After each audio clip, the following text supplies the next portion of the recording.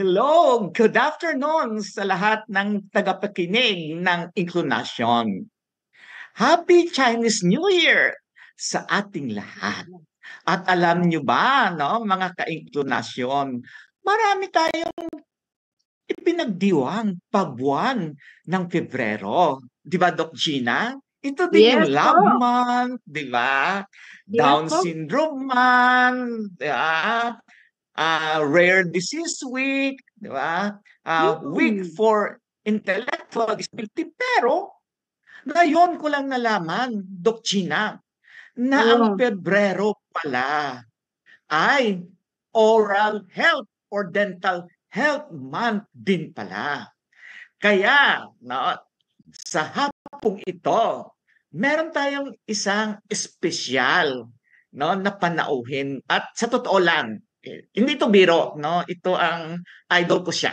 No? Magkasama kami sa subcommittee on children with disabilities.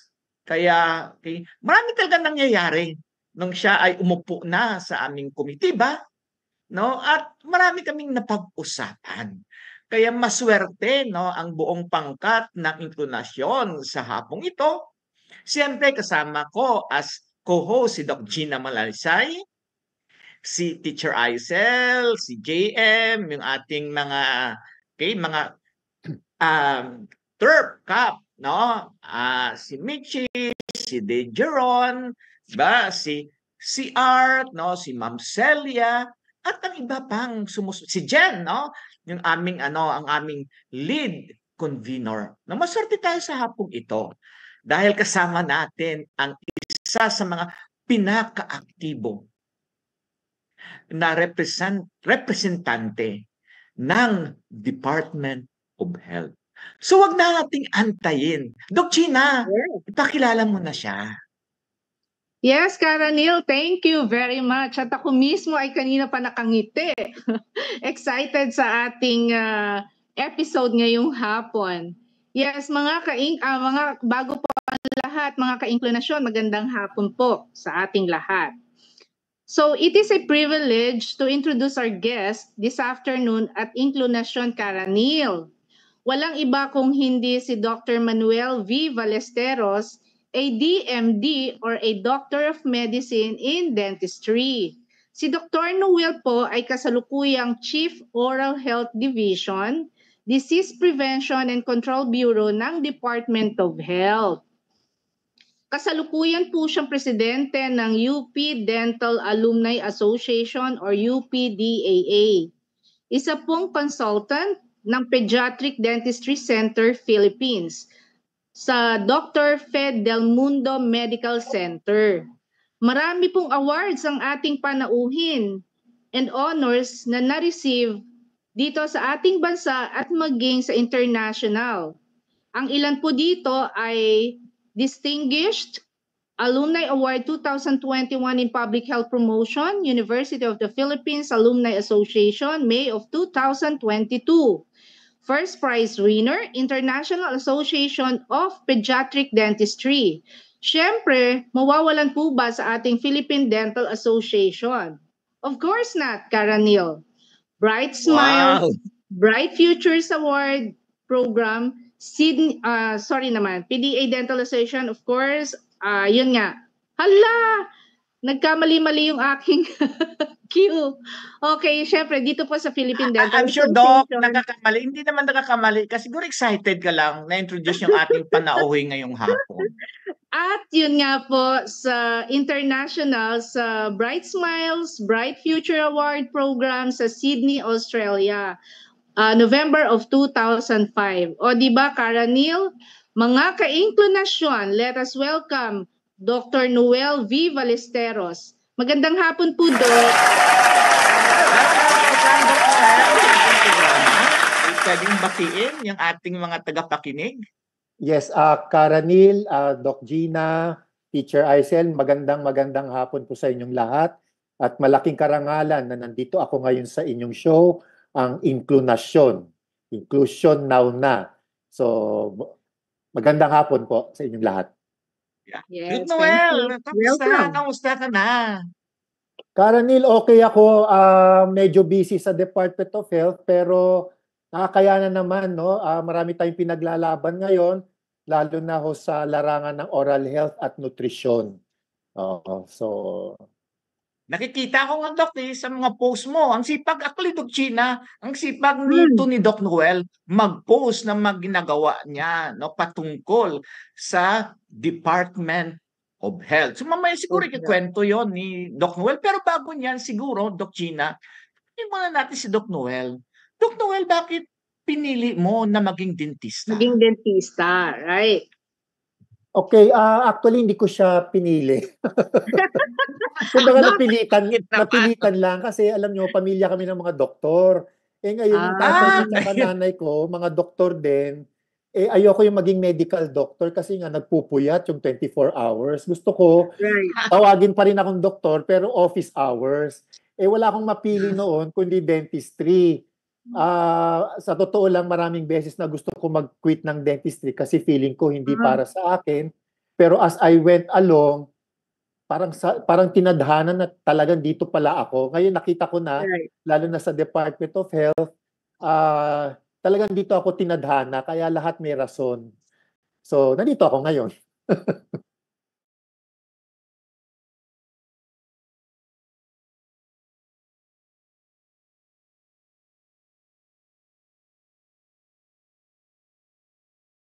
sa plano mo ay maging dentista. Gusto lang ng tatay ko. Siya talagang sumama sa akin sa UE. Tapos makita ko na lang isang umaga, yun na, ano na ako, enroll sa College of Dentistry. Yes, Doc Noel. Gano'n. Pareho pala yung may similarity pala yung kwento nyo ni Doc Noel, no? Pero, let's move on, no, sa ating Yes. paksa ngayong hapon. Noel, first time ko rin itong ma-encounter, no, sa research ng ating mga inclination staff. Meron palang proclamation, no, patungkol dito, no, sa dental health ba 'to, Doc Noel? Paki-explain nga, no, itong proclamation, no, na pinirmahan pa ni dating Pangulong, no, Gloria. Gloria Macapagal Arroyo. Yes, Karanil. Actually, ito ay yung Proclamation 559 na pinirmahan ni President Gloria Macapagal Arroyo na dinideclare ang February na National Dental Health Month. Pero gusto ko rin Oh. sana i-update po kayo kasi hindi na sa Department of Health, hindi na namin sineselebrate as National Dental Health Month. Ang tawag po namin ngayon ay National Oral Health Month. Kasi nga, National Oral Health Month Health pala. Month. Sige, yes. paki-explain nga, Doc. Paki-explain yan, Doc. Kasi Karanil, ang pagbabago na ito ay alinsunod din sa Universal Healthcare Act, no? Republic Act Okay. 11223. Ibig sabihin nito, kasi ang oral health ay inclusive. Ang dental, ipin Ayan. lamang. Ipin lang, So, yeah. So kung gusto natin mag-function ang bibig, hindi lang ipin, kailangan nandiyan din ang gilagid, ang floor Yeah. of the mouth, Ang ang TMJ. dila, ang labi, ang palate, soft and hard, ang cheeks, at even ang saliva is included sa oral health, lalo na pag naging elderly na tayo, malaking epekto siya. Kaya inclusive, no, ang oral health.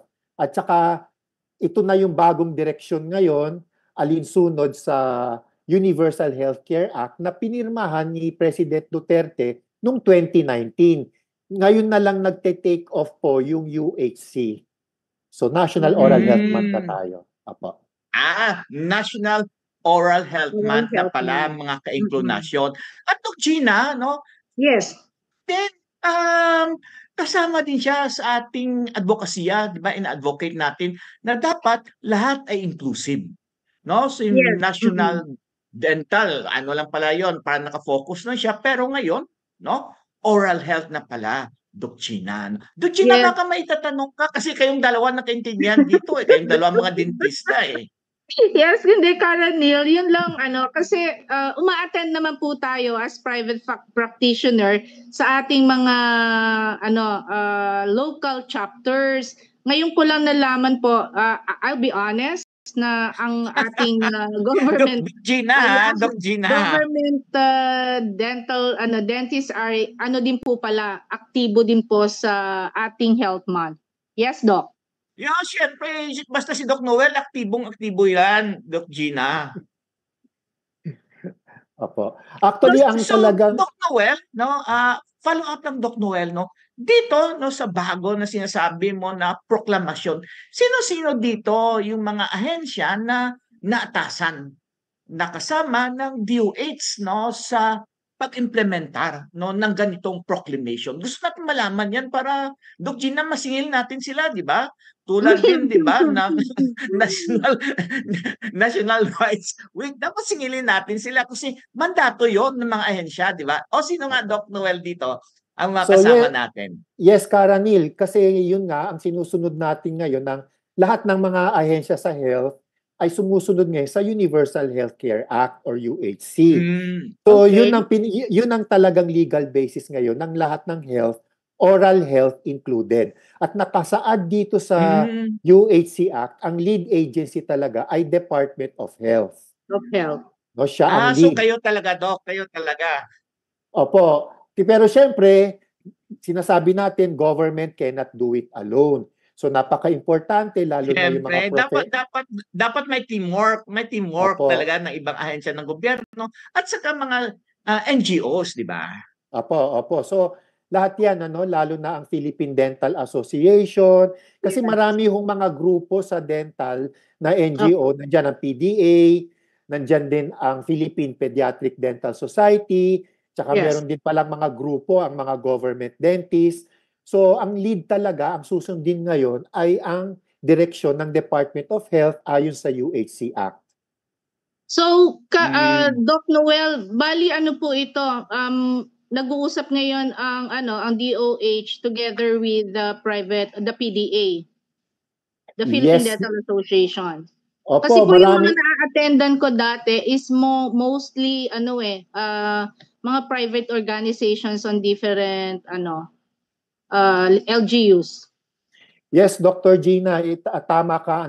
Actually, sobrang daming meetings namin ngayon ng Okay. DOH together with the NGOs, lalo na PDA. Kasi nga, ang pinaka-latest development ngayon, may PhilHealth benefit package na. At para ma-avail ng mga taong bayan yung PhilHealth benefit package, kailangan lisensyado ang mga dental health facilities at regulated. At marami pa yan mangyayari. Kaya katulad ng MAIFIP, yung mga malasakit, yung financing para hindi naman nakakabutas ng bulsa ang mga dental procedures pag magpapatreat tayo. So ito yung ginagawa natin. Kailangan patibayin ho natin yung financing kasi kaya marami rin hindi nagpapadentista kasi nga butas ang bulsa, no, ng lahat, no? Kaya kailangan tulungan kasi ang UHC talaga is a financing document para hindi mabutas ang bulsa. Ang sinasabi sa UHC, without financial hardship. Kaya ito ngayon ang direksyon. Okay. Oo, kaya gusto ko rin sabihin sa mga magulang at sa lahat ng mga nanonood ngayon, kailangan ipaglaban natin itong karapatang ito. Kailangan alam ng lahat na meron ng PhilHealth benefit package para sa oral health at marami pang susunod, 4 ho yan na-launch na itong Disyembre, yung pinakauna. Kaya lang kailangan importante alam natin lahat kasi ipaglaban ho natin ito lalo na sa LGU kasi ang kalusugan ay devolved, no, nasa puwersa ni mayor. Kaya kung merong demand generation na ang mamamayan ay alam, so sasabihin nila kay mayor, gusto po namin i-avail ang mga benefit packages na to. Kaya pag ganoon ang sistema, i-improve ni mayor lahat yung mga health facilities para ma-avail yung mga benefit packages. Apo. Yeah, tama ka talaga diyan, Doc, no? Kaya dapat, no, Doc Gina, dapat ma-organisa talaga, no, sa grassroots, no? Tayo, Doc, tayo pumunta doon, no, sa mga detalye na yan. Generally, sa pagkaalam nyo, kayong dalawa, kasi kayong mga dentista ano ba yung general situation ng oral health sa Pilipinas? And then, sisigwi tayo doon. Ano ba yung sitwasyon ng oral health? Mga tao at mga batang may kapansanan. Doc Noel and then Doc Gina. Yes, Karanil, no? Hindi kagandahan ng statistics ng oral health ng mga Pilipino. At Okay. base sa 2018 National Survey on Oral Health, 80 million Filipinos, sira-sira. 18 million, So ayan ay 70, 80, 80. Wow! Apo. Asang porsyento ka? Yes, that is 73% of the population, no? Number two, Wow! 50% ng Pilipino ay may sakit sa gilagid. Pag sinabi natin sakit sa gilagid, nagdudugo o umuuga yung mga ngipin. Pero ang mga Pilipino, wala pa rin pakialam kasi nga hindi part yung oral health sa kanilang priority. By 70 years old, 35% ng mga elderly ay wala ng ipin, no? Bungal na, no? And then isa pang statistics po natin, 50% ng Pilipino hindi pa nakakakita ng dentista. So walang access sa dental care. Kaya ganito kaya paano natin matutugunan yung access? Kasi karapatan ito eh. Ito ang talaga tinutugunan ng gobyerno, access to oral health care, no? Yung access to right information, access sa mga serbisyong dental, lahat ito ay kailangan matugunan, no? So ganun kasama ang statistics natin. Yes, Isa pa. Isa pa po, no? Okay, sige, isa pa. Importante eh, by 70 years old, ang natitira na lang ng ipin ng Pilipino ay 7. Ilan ba ang ipin? 28. Oo, 32 kasama third molars. Pero hanggang second molars, 28. 28. So, ang average, 7 na lang ang natitira. So, paano ka makakanguya? And then, sinasabi ko nga lagi sa mga kwento ko, hindi solusyon ang pustiso kasi nung ang nanay ko nagka-dementia na at Alzheimer, hindi niyo na masusuot yung pustiso. Kaya ngayon yung pustiso ng nanay ko, nandun na lang sa baso ng tubig, ino-osterize namin yung pagkain, hindi na niya nangunguya, nilulunod na lang at ang bilis ng deterioration ng health. Kaya ito yung sinasabi namin, huwag natin ubusin ang ngipin ng Pilipino. We need to focus more on prevention kasi itong importante, preventable ang pustiso, preventable ang buntot, preventable ang dental caries or tooth decay. So yun ang pinaka-importanting mensahe. Yeah. Gina, may dagdag doon no sa situation kung bakit nagkaganoon ang mga Pilipino when it comes to oral health? Hindi, may tanong nga ako kay Doc kasi aktibo po ako sa sektor ng may kapansanan sa grassroots. At nakikita ko po yung facilities natin sa mga local government na sa barangay na hindi po ganun kakumpleto. So, paano po natin mapapabuti ang dental health kung ganun po yung sitwasyon? Yes, Dr. Gina, kaya sinisimulan na natin ngayon. Kaya napakalaking bagay itong PhilHealth Benefit Package. Kasi kung meron ng PhilHealth Benefit Package sa oral health, meron ng pondo, ang tawag natin doon, pooled funds. At saka itong PhilHealth na to ginawa dahil sa Universal Healthcare Act, no? So meron ng pondo, iikot na yung pondo, lalo na para sa dental. Kaya mai-improve na yung facilities, hindi lang mai-improve, ma-maintain pa. At saka syempre, pag meron ng PhilHealth, meron ng pooled funds, mamomotivate na yung mga dentista rin kasi meron silang pagkakaroon din sila ng parang incentive based on the pooled funds na kikitain nung accredited na health center. Kaya importante ito, kaya nga sana marami mga dentista hindi nila wini-welcome yung licensing at regulation, pero kailangan to para ma-improve natin yung mga facilities, lalo na sa gobyerno, para hindi naman siya, kasi sa totoo lang, Doc Gina, naglilibot din ako sa mga health centers, at maraming mga dental clinics talaga sa health centers, parang mga bodega lang. Yes. No? the facilities are non-functional. Kaya kailangan talaga licensing, accreditation ng PhilHealth, and then pag meron ng pera, ma-maintain na siya, no? Hindi ma-address niya yung mga dental facilities, pati yung mga manpower, no? Kasi yun nga kaya importante talaga ang financing sa oral health systems. Yeah. Doc, Doc Noel, may tanong ako Okay. Gusto ko tanong balikan talaga to, 'di ba? Dapat busisiin natin. Okay. Opo. Bakit nagkaganito ang kalagayan ng oral health sa Pilipinas? O kayong dalawa, ikwento nyo nga sa ating mga tagapakinig, bakit tayo nasadlak sa ganitong kalagayan? Yes, Sir Ranil, no? Ako sa aking perspektibo, ang ugat talaga nito ay ang lack of awareness. So yung lack of awareness, unang-una, nandun pa rin tayo sa, sabi ko nga, Jurassic yung bunot.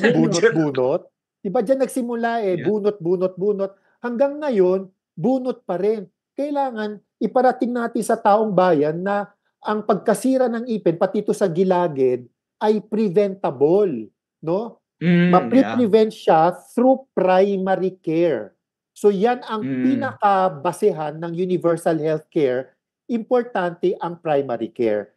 Kaya yung even lack of awareness, ang resulta niyan, hindi pina-prioritize, no? So ano yung prioritize? Ibig sabihin, hindi informed ang taong bayan regarding how important self-care is, no?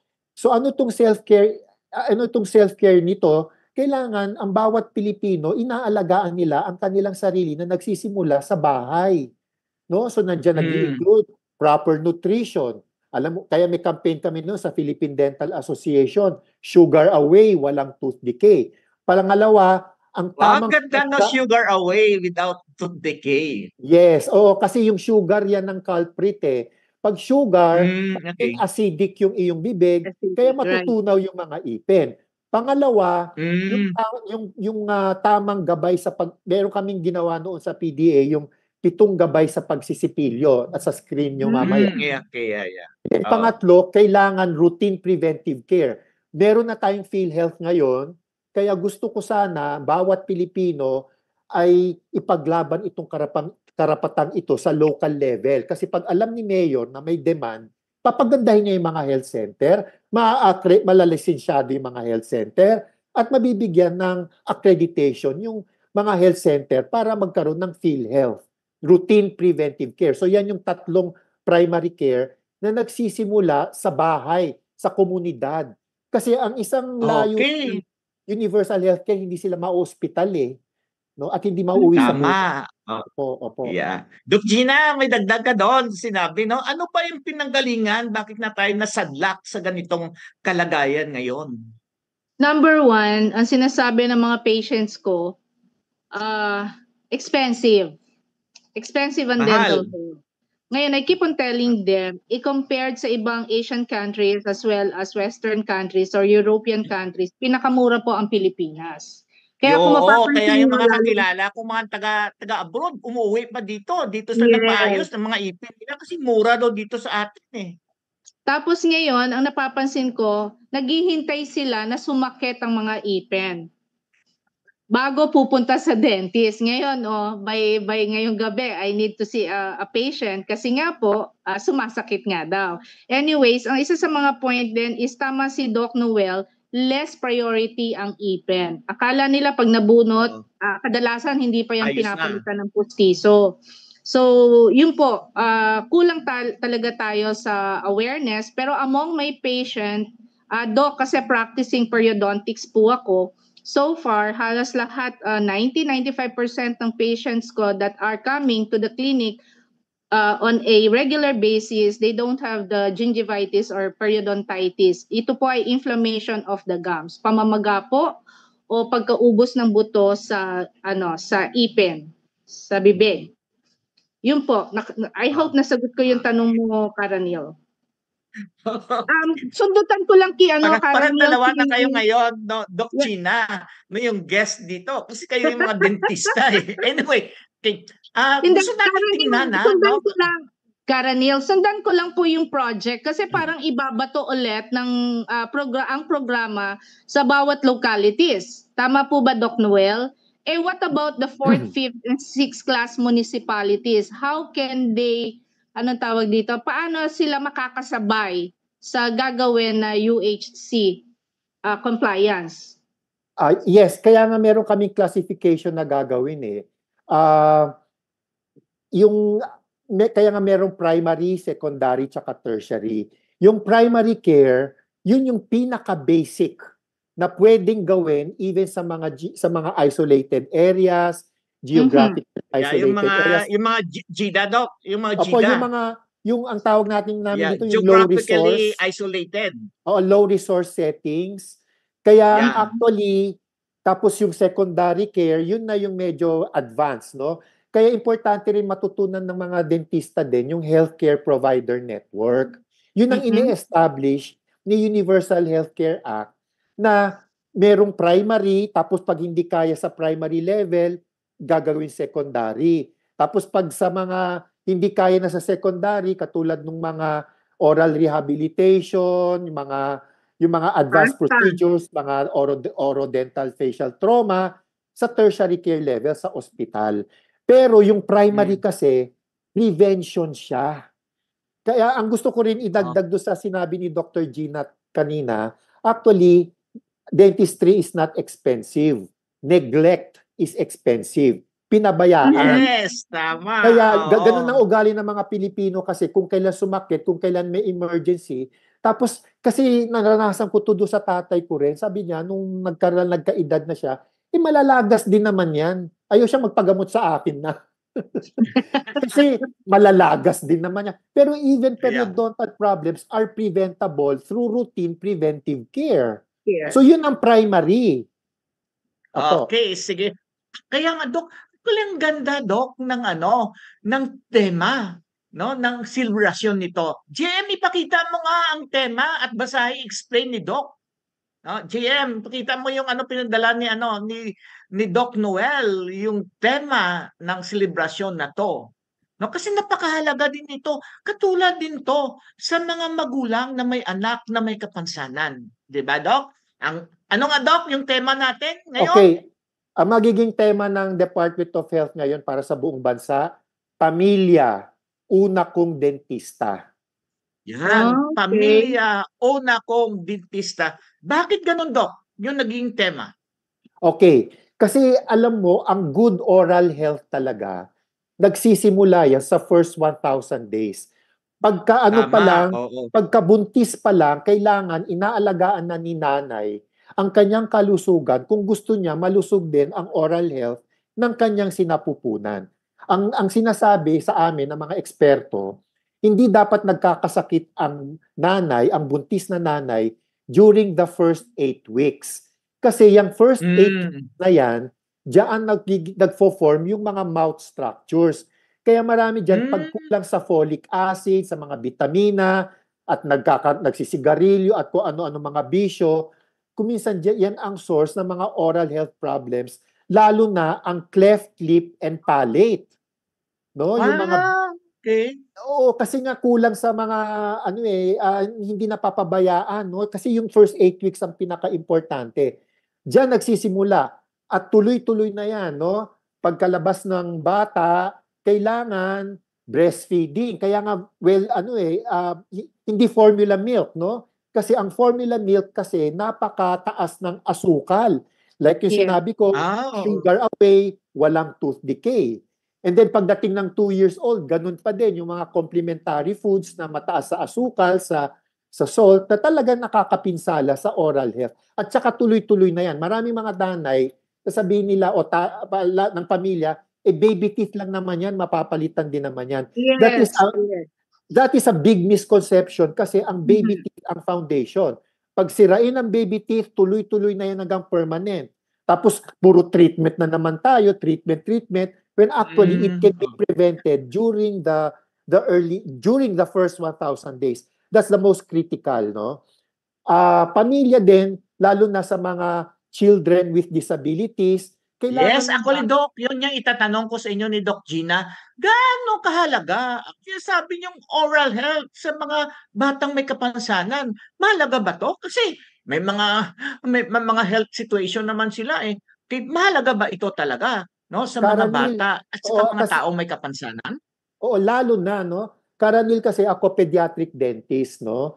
Nung naging tertiary Mm. care specialist ako, lahat ng mga children with disabilities talagang nire-refer sa amin kung kailan malala na ang sitwasyon when actually Oo. it can be prevented, no?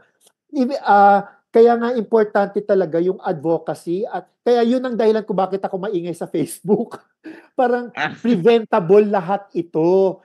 We need to Mm. avail of yung nga yung prevention during the early childhood years, during pregnancy, first 1,000 days, lahat yan. Kaya nag-iingay ako sa early childhood care development, sa DepEd, kasi maiiwasan lahat ito na kasi kung sa treatment tayo magfo-focus, talagang butas ang bulsa. And then we are Tama, exposing oo. this and then we are exposing these children to a lot of risk kasi like maraming mga children with disabilities, hindi kayang matreat sila in an ordinary Yeah, setting. Kaya kung minsan, yeah. papatulugin, Tama, oo, oo. no? Oo. Pero kung halimbawa prevention, nung wala pang sira, dinalanaf, kaya nga importante itong PhilHealth, yung routine preventive care as early as 1 year old. Maiiwasan yan kasi ang experience ko din, Doc Gina, pag regular ang bisita sa dentista, yung routine Mhm. preventive care, kumisan nga hindi ko na kini-cleaning eh. Ano, parang pinapasada. Chine-check na lang, right?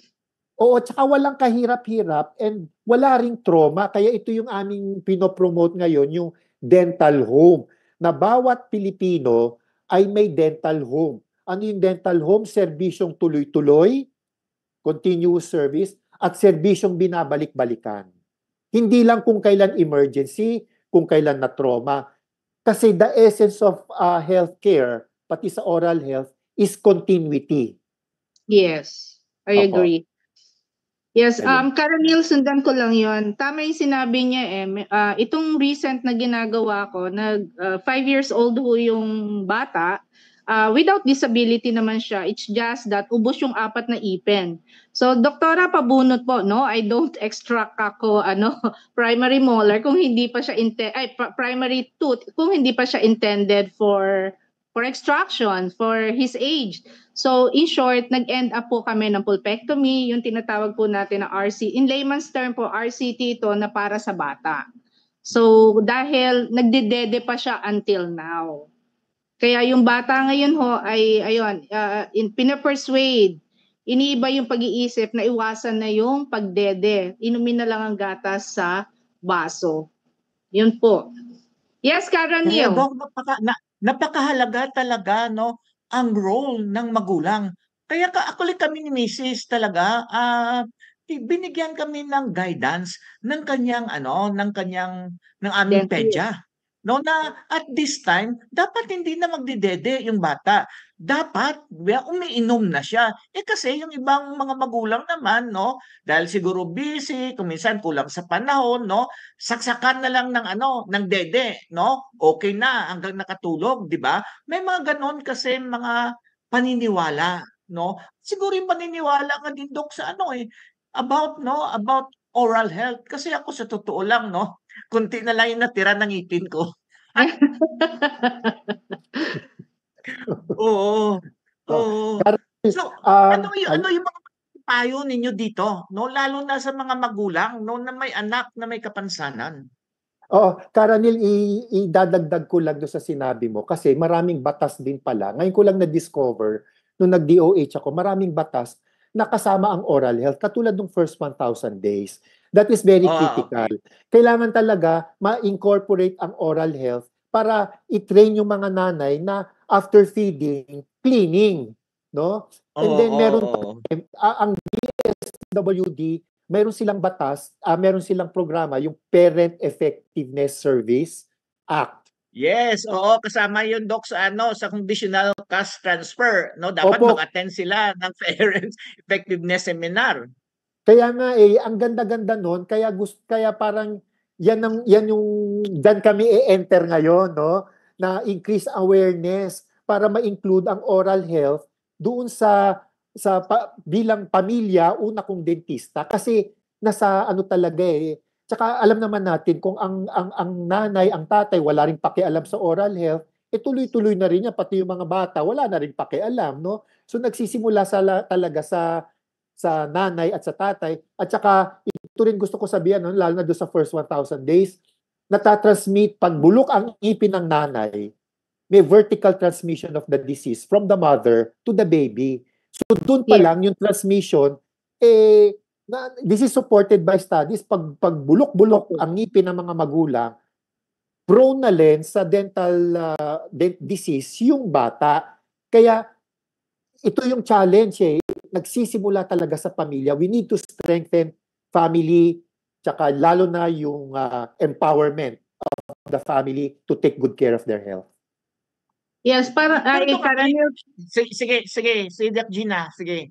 Yeah, parang sinabi niyo Doc na kaya siya bacteria is hindi po siya nakakahawa per se, parang katulad ng mga contagious diseases, pero it can be transferred through kissing, usage of utensils, di po ba Doc? Yes. Ano, di po ba mahilig sila mag-ihip? Magpapakain sa baby, hihipan nila yon and then isusubo dun sa baby yung kutsara. Tsaka Doc Gina kasi ang sinasabi ko rin, pag sira-sira, so yan, mother transmission, this is microbial transmission to the baby. Tapos syempre, mataas na yung bacteria, masisira na yung mga baby teeth, ginagawang pampatulog pa yung formula milk, so mataas ang sugar, at ang masaklap dyan, by the time na tutubo na yung permanent, naghahawaan na kasi mataas yung bacteria level. Kaya maraming mga bata, by 5 or 6 years old, pag tubo na ng permanent, nasisira na because of the high levels of cardiogenic yung nakakasirang bacteria sa ipin. Kaya ang punto ko, sinasabi ko sa mga nanay, hindi nyo bini-baby teeth, hindi nyo bini-baby ang mga baby teeth. Kung gusto nyo maganda ang permanent, alagaan nyo yung baby teeth hanggat maaga. Para pagdating ng permanent, they erupt in a clean environment na hindi puro asido, puro mga bacteria na talagang makakasira talaga sa ngipin ng bata. Yes po. Exciting, Karanil. Ito yung tanong namin, Doc, no? Ni Doc Gina din. Parati ko to tinatanong talaga. Okay. Kasi dito sa national, no? Maganda yung mga konsepto, yung mga plano. Challenge dito parati, Doc, no? Doon sa mga riyon, sa mga kaprobinsyahanan, no? Ano ang strategiya, no, ng DOH, no? Yung sa division mo na ibaba ito, magte-train, no, ng mga maayos, no, at magaling na doktor tulad mo para i-train nila yung sa baba, no? Training pala yun, Doc, ha? Pagkatapos siya ng training, papaano siya implement? After ng implementation, monitoring, evaluation. Kasi yan yung experience namin din, no, sa mga teacher. Maraming training dito, no, on education of learners with disabilities. Pero sabi nila sa amin, Ranil, dyan lang naman yan eh. No? Yung aming mga pinapadala, yung mga taga-region, pagkatapos niyan, wala na, nakatenga naman kami dito. So magre-request pa yan sila ng training sa mga NGOs. Kasi talaga, no, bumababa yung mga training doon, no, sa mga kaprobinsyahanan. So Doc Noel. Okay, naku, napaka-complicated ng question, Karanil. Pero ito na lang sasabihin ko, maraming developments ngayon. Kasi pinopondohan ngayon ng World Health Organization ang strategic planning ng oral health para sa buong Pilipinas. So mangyayari yan during the first 6 months. Kaya ito yung sinasabi ko, yung Ngiting 70-20. Yun yung oral... Ngiting 70-20, Doc Gina. Okay. Kasi ang nangyayari ngayon, kung minsan nakafocus sa mga bata, pero na hindi na itatawid yan sa pagtanda. Ang UHC kasi life stage yan. Iba ang needs ng mga bata, iba ang needs ng mga bagets, iba ang needs ng mga thunders, at iba rin ang needs ng mga lolo't lola. Ang gusto natin, good oral health maitawid hanggang pagtanda. No? So yun yung, may mga strategies kaming gagawin dyan. And then, tama ka, Karanil, part of the strategic planning is kailangan ma-empower din yung mga sa regional, yung mga regional sa mga centers of health and development sa mga iba-ibang probinsya, yung mga CHDs ang tawag namin doon. Kasi ang talagang kailangan kasi talaga ngayon, Karanil, Doc Gina, yung mindset, yung change. Change of mindset. Okay. Changing mindset. Yan yung pinapromote talaga namin dito sa Inclination Doc, no?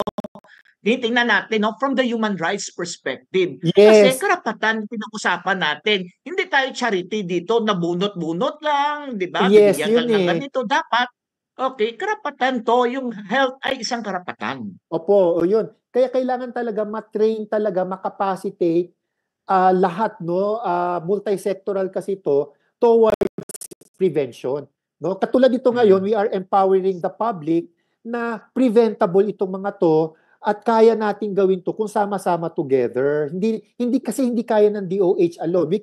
Like ako, pwede ako mag-lecture, provide technical assistance, pero kailangan we need to build more leaders sa oral health. Kaya yun din, nag-iingay ako sa Senado, sa Kongreso, kasi it really takes the whole nation to promote health, hindi lang ang health sector.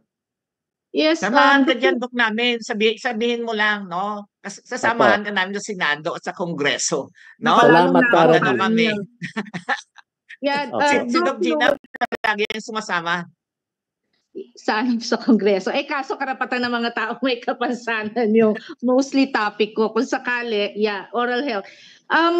Dr. Noel, maganda po yung adhikain pero yung sitwasyon po ngayon na sa bagay, ngayon yung sinasabi ko, nasabi nyo nga, ibe-better natin. Yung pong paano po yung ratio ng mga dentista na nasa item.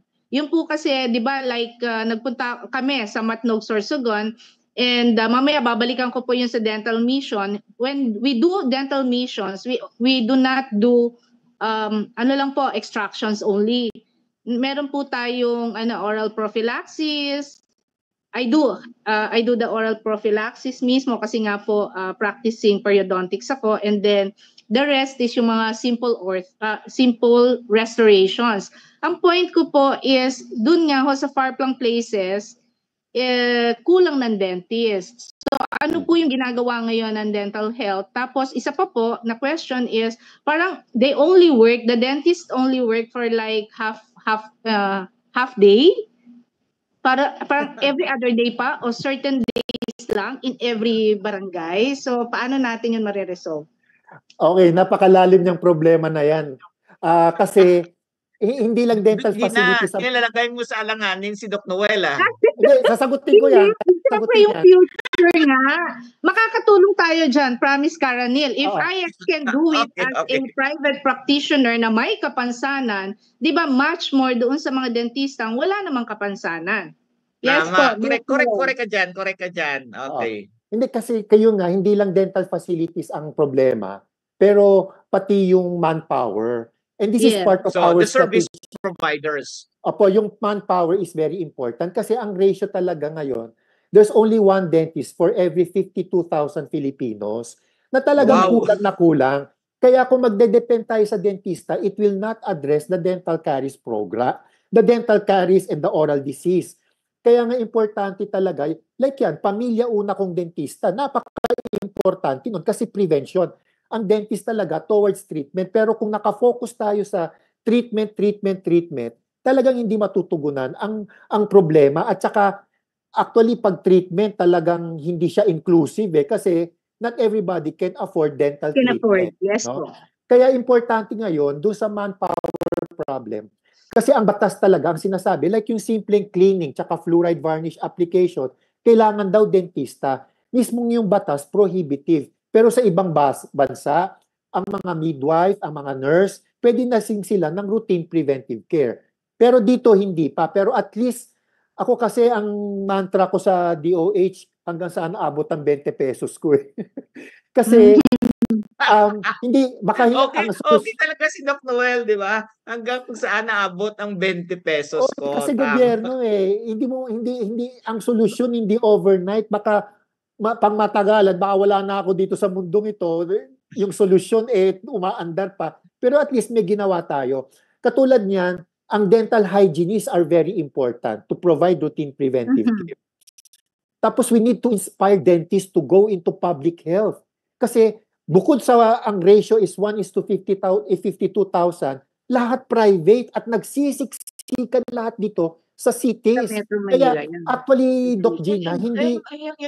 Dalawang wala mong pera kasi doon sa probinsya eh. Bakit pupunta ako doon? Di ba, Doc Noel, sabi mo, pera-pera lang yan. Paano yan? Yun na nga, kaya nga napakalalim ng problema. Siyempre, kaya kailangan din mabuhay ni dentista, pero gagawa natin ng mga policies na para maengganyo ang mga private dentist na mag-public health para ma-distribute din sila. Kasi ang sabi ng mga eksperto, hindi problema ang number of dentists yung distribution. Yan, tama, Lahat nandito sa syudad. Paano na yung mga walang-wala sa mga GIDA? Walang gusto mag-ano doon kasi nga hindi rin sila compensated. Kaya malalim yung problema. Tama, Opo. Yeah. Actually, Doc, hindi lang yan sa mga dentist kahit na sa mga therapists natin, mga developmental pediatrician, dito karamihan sa mga major cities, no? So, napakalalim ng ating problema. Malalim talaga. Hanggang sana abot ng 20 pesos. So, at least tayo dito sa Inclination, hopeful tayo. Yes. Tingnan natin na may magagawa tayo, di ba? Kahit sa ating munting kakayahan at i-amplify natin, expand natin yung ating pag-asa na mangyayari. Kaya dito, hindi tayo alis ng Pilipinas kahit na ganitong sitwasyon. Manatili tayo dito. Kaya kasi Doc Gina, bumalik pa rin dito sa Pilipinas kahit pumunta niyan sa abroad Karanil, meron lang ako idadagdag nga na tanong. Natanong ko na habang tayo ay nagpe-pre-preparation kanina kay Doc Noel. Doc Noel, di ba, parang merong ibinaba kasi na memo ang PDA na sabi mo nga hindi naman ipinapatigil or ipinagbabawal yung mga dental missions. So, ano po yung take nyo dito? Kasi para maiwasan po yung mga sakit na tuberculosis, HIV or hepatitis, mga ganun po. Oo. Hindi namin pinagbabawal ang dental mission kasi sa konteksto ng Pilipinas, pag sinabing dental mission, lalo na yung dental mission ni Mayor, puro bunot. At dito sa mga bunot na dental mission, hindi na i-sterilize mabuti yung mga gamit. Tsaka ang tinuturo natin sa taong bayan, yung health-seeking behavior. You need to be empowered. Yeah. Tulungan mo yung sarili mo. Pumunta ka sa health center para i-avail yung routine preventive oral care. Hindi lang puro bunot. Kasi ang statistics ngayon sa DOH talaga nakaka-alarma na talaga ang pagtaas ng HIV lalo na sa mga teenagers. And dito, pag hindi na-sterilize ang gamit mabuti, it can be a cause also of disease transmission. Hindi lang ng HIV, pati hepatitis B, hepatitis C. Ang dami. Kaya ang gusto natin, ma-professionalize din ang dental. Kaya gagawa rin kami ng guidelines, basta kasi mahina ang kalaban, isa-isa lang. Gagawa kami ng guidelines sa mga dental outreach. Tutularan po natin yung sa family planning. Pag outreach kasi talaga kailangan promotive, preventive. At kung kailangan ng seryoso like bunot, anything na may dugo, kailangan sa health facility na praktisado ang infection control. I-refer sa isang protektadong dental health facility na na-observe ang infection control para ma-protected din ang buong komunidad sa mga malaganap na mga diseases. So, sinasabi niyo, Doc Noel, katulad kanina, na meron kayong first 6 months na strategic planning. So, kasama syempre dito di po ba yung mga series of seminars with our public dentists? Apa. Okay. Yes, Karanil. Actually, marami pa tayong gustong pag-usapan Kaso lang, nagme-message natin si Direk Ina, 10 minutes na lang daw tayo. Kaya sigurado ko, Doc Gina, no, may part 2 tayo, no, kay Yes, I Doc agree. Noel. Sige. Sige, bago natin mamaya balikan na si Doc Noel, ano ba yung ating mga public service announcement yan, Direk Ina? Meron ba tayong mga gustong ipaabot sa ating mga pakinig? Okay, sige nga. May Inklu Balita tayo. Okay, go. Naku na. Ayan. Sige. Ako pala yan, Caroline. Wala talaga ako sa Okay. sa Okay. self O, ko ikaw na yan, ikaw yan. Yes, eto na, mga ka-inclinasyon. Isang mapagpalang hapon po ulit. Ang National Council on Disability Affairs or NCDA ay nagkaroon ng exploratory meeting with SM Cares Foundation to discuss potential partnerships focused on disability sensitivity, accessibility, advocacy, and employment opportunities for persons with disabilities. SM Cares has been a long-standing partner of NCDA and other organizations like ours, advocating for the rights and inclusions of persons with disabilities.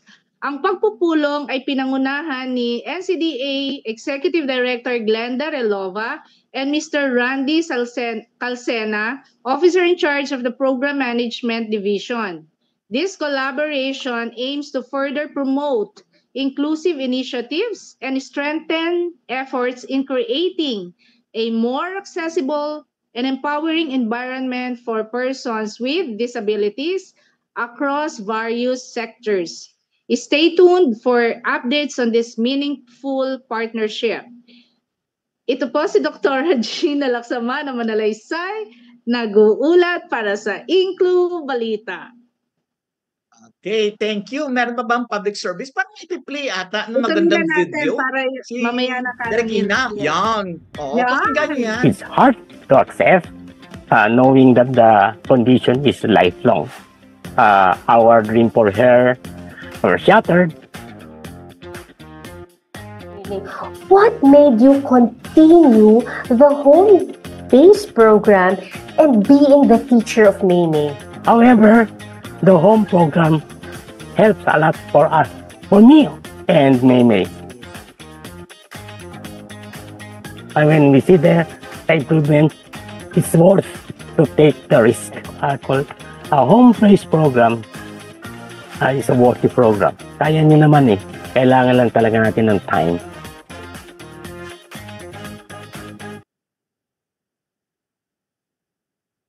Actually, Doc Noel, no? Kami yan ng grupo ko ito, Doc Noel. Kaya i-empower, no, din natin yung pamilya. Kaya sa Sabado, no, meron kaming tinatawag, no, in partnership siyempre with Inclunasyon, no, ang tinatawag namin na home management program, no, for family empowerment. So tuturuan mismo, Doc Noel, ang mga magulang na silang gumagawa ng intervention para sa kanilang anak na may kapansanan. So pareho din ito, 'di ba? Yung ating hinahangad, Doc Noel, na ang pamilya ang unang dentista. Kaya mga ka-inclinasyon, samahan kami sa Sabado, 1:30 ng hapon. Libre itong seminar, no? The Philippine Partnership on Children with Disabilities and Inclunasyon. So magkita-kita tayo doon sa Sabado. Next, GM? Yes. Yes, hindi Yes. kaya natin maisama na dito sa home management program ng oral health? Any possibilities? Yeah, may mention natin, Doc Gina, no? Pero mas Okay. focus kasi ito doon sa ibang intervention. Siguro next time pag-usapan natin together with Doc Noel kung paano makipag-partner, no, ang Inclunasyon doon naman, no, sa Oral case, no, na management focus naman siya on oral health, Doc Gina. Yes, sige. Thank you. Public service announcement, JM? Hone your skills, gain experience, contribute to a meaningful cause. Incarnation is accepting interns and OJTs for our Facebook Live program dedicated to promoting the rights of persons with disability. Apply now and let's make a positive impact together. Send your application to incarnation@gmail.com. It's incarnation@gmail.com. incarnation@gmail.com and address it to Incarnation Core Group through our technical assistant, Joanna Marie David. May mga disability-related topics or issues pa ba kayo na gustong pag-usapan? Ano pang hinihintay ninyo? Makipag-ugnayan na sa Incarnation. Dahil sa Incarnation, laging may inklusyon. Ipadala ang inyong reaksyon, komento, rekomendasyon, or suggestion sa aming email address incarnation@gmail.com incarnation@gmail.com incarnation@gmail.com and address it to our Incarnation Core Group through our Technical Director, Ina Figueroa. We would like to thank our sponsors and partners, CBM Global Disability Inclusion, Philippine Coalition United Nations Conventions on the Rights of Persons with Disabilities or PCUNCRPD, ENET Philippines, Norfield Foundation, CISO, Philippine Partnership on Children with Disabilities or PPCWD, Liliane Funds, Deafblind Support Philippines or DBSP, Philippine Chamber of Massage Industries for the Visually Impaired or PCMIVI, Provincial Government of Batangas, PIDAO Pangasinan, Regional Associations of Women with Disability or RAWWD Region 1, Mabini Movement, and of course, the ASEAN Enabling Master Plan 2025 Coalition. Thank you. Okay. So maraming salamat no sa ating mga donors, benefactors, supporters no. Pero bago tayo mag-say goodbye no. Yes, Doc Noel, salamat. ano yung mga abangan no ng mga Pilipino no sa buwan ng Pebrero sa pagdiriwang ng National Oral Health Month, Doc Noel? Oo. Unang-una bago magtapos, maraming salamat dito sa Incarnation. Talagang kailangan ito, no? Itong show na to. Talagang susubaybayan ko to. Kasi Sir Ranil at Doc Gina, ito rin po ang theme namin, inclusion, doon sa aming darating na seminar this February with focus on yung mga children with disabilities, yung mga nasa laylayan. So paano natin matutugunan yung kanilang mga health, oral health problems. Kaya kung activities, marami, no? Naka-line up lahat yung mga lecture na gagawin ko. Basically, it's really advocating, promoting, preventive, promotive for those children and Filipinos who need most, no? Who need more help, no? So, yun lang. At saka marami pa, no? Like sa DOH, meron kaming malawakang fluoride varnish application sa mga bata. At marami. Yun yung mga activities. Pero siguro, ang muling mensahe ko lang ay siguro sabay-sabay natin ipaglaban ang karapatan natin, lahat, no? Walang exception, towards good oral health. Kasi you cannot talk of good health kung walang oral health. Sa oral health, diyan nagsisimula ang nutrisyon. Paano ka makakakain kung wala kang ngipin? Diyan din nagsisimula ang infeksyon. Kaya importante, malinis ang bibig para maging healthy tayo at maging malusog ang pangangatawan. So, yun lang po at maraming salamat and hoping for, tsaka yung sinabi nyo kanina na pag-guest doon sa empowerment, family, paghahandaan natin yan kasi maraming mga posisyon kung paano gagawin ang nanay para malinisan ang bibig ng bawat bata. Maganda yan, Doc. Maganda yan. Kasi sir, napakalawak yan napakalawak, kaya iba-iba rin ang style. So, yun lang at maraming salamat. Okay. Yeah. Doc, siguro pag-usapan din natin yan, Doc, na magiging activity ng subcommittee on children with disabilities kasi very active din kami doon ni Doc Noel. Okay. Thank you, Doc Noel. Doc Gina, yung huling mensahe. Yes. Bilang isang dentista po na private practitioner, ina-advise ko po na maglaan talaga ng kaukulang budget, oras, at sabi nga ni Dr. Noel is yung kaalaman sa preventive para po sa ating bibig. Kung nakakapagalat po tayo ng pera or ng amount para sa mamahaling gadget, yun po kasi napapansin ko sorry ha, with due respect po sa ating mga manonood, yun like mga cellphones, maglaan din po tayo para sa ating oral health. Ito ay parte po ng ating katawan na hindi dapat pabayaan. Wag po yung tipong pupunta tayo sa dentista na sumasakit na po ang ipin. Pag ganito po kasi, swerte ng mapastahan ito. Kadalasan po talagang nauuwi ito sa bunot or kaya ay yung tinatawag nating root canal treatment. At syempre, may kamahalan nga po ito. Ito yung sinasabi ko na siguro everyday o single day na na-experience ko ay nauuwi dito. So it's quite expensive. Madalas ko pong sinasabi sa aking mga pasyente, the smaller the problem on dental condition or the cheaper the cost will be. Or maliit lang po ang gastos. Linis-linis every 6 months ay napakalaking bagay, gaya nga po na nasabi ng ating panauhin, to have a healthy gums and teeth.